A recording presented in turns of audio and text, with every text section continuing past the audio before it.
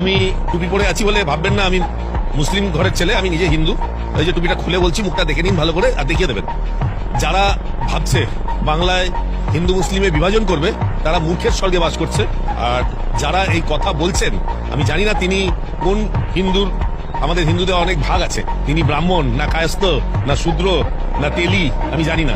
তিনি নিজেও জানেন না যে কোন গীতায় এই শ্লোক আছে কিনা। আর সব থেকে বড় কথা বলছেন মুসলিম বিধায়কদের ওনারা সরকারে এলে ফেলে দেবেন তুলে। আরে ভাই, বিধায়ককে তো পরে ফেলবেন, ভারতের সংবিধানকে তুলে ফেলতে হবে। কালাম সাহেব ভারতের রাষ্ট্রপতি ছিলেন, তাকে আব্দুল কালাম সাহেবকে ফেলে দিতে হবে। ভারতের চিফ জাস্টিস অফ ইন্ডিয়া ছিলেন আলতামাস কবির সাহেব, তাকে ফেলে দিতে হবে। সিআরপিএফ এর ডিজি জুলফিকার হাসান সাহেব, তাকে ফেলে দিতে হবে।